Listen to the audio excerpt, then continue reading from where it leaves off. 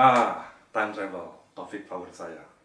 So, bayangkan beberapa contoh skenario-skenario ini. Jika kamu bisa berkunjung ke masa lampau untuk membunuh Hitler pada saat dia masih bayi, apakah kamu akan mencegah terjadinya Perang Dunia Kedua? Atau kamu kembali ke tahun 2019, kamu pergi ke Wuhan, Cina untuk mencari pasien zero, orang yang pertama kali terinfeksi virus COVID-19 untuk mencegah terjadinya pandemi di masa depan. Apakah kamu akan menjadi pahlawan yang menyelamatkan dunia dari pandemi?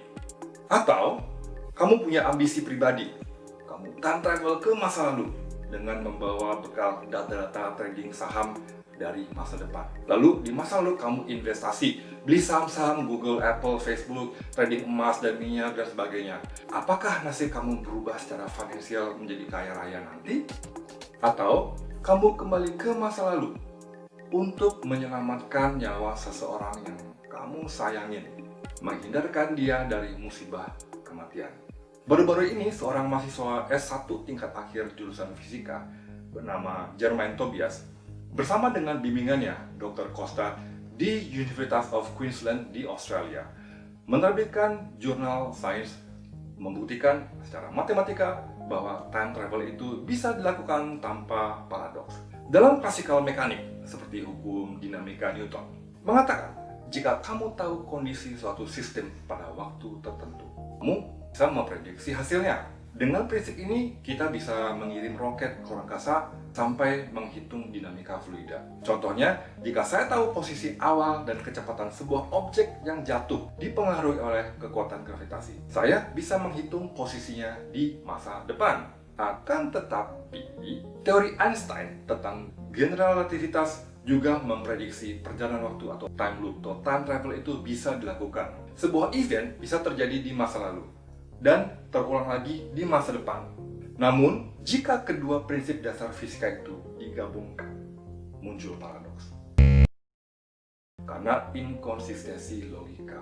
Contoh yang paling terkenal adalah grandfather paradox. Jika kamu kembali ke masa lampau, bertemu dengan kakek atau nenek kandung kamu sendiri pada saat mereka masih muda, dan kamu bikin aksi-aksi yang membuat mereka tidak bertemu, atau kakek dan nenek kandung kamu tidak menikah di masa lampau, artinya orang tua kandung kamu tidak akan lahir dan kamu otomatis nggak akan lahir, maka kamu tidak eksis. Kalau kamu tidak eksis, kamu tidak mungkin bisa melakukan time travel. Itulah paradoks, inkonsistensi logika. General relativity bilang kamu bisa sih time travel, sedangkan hukum dinamika bilang ini melanggar aksi sama dengan reaksi. Kakek dan nenek kamu harus menikah agar kamu eksis di masa depan. Lanjut lagi, sebagai fisikawan, saya ingin mengerti prinsip fundamental ini. Dan selama bertahun-tahun, saya bingung bagaimana menggunakan caranya untuk menggabungkan kedua prinsip dasar fisika ini. Apakah bisa dibuktikan secara matematika?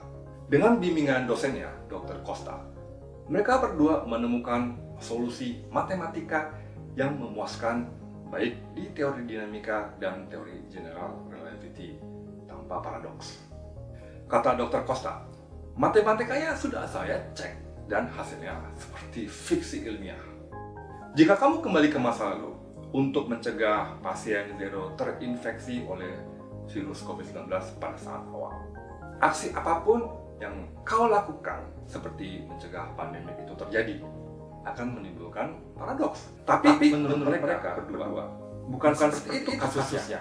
Karena akan muncul event-event yang akan mengoreksi sendiri untuk menjaga konsistensi sinkron dengan segala aksi yang kamu lakukan ketika time travel. Kembali ke kasus COVID-19.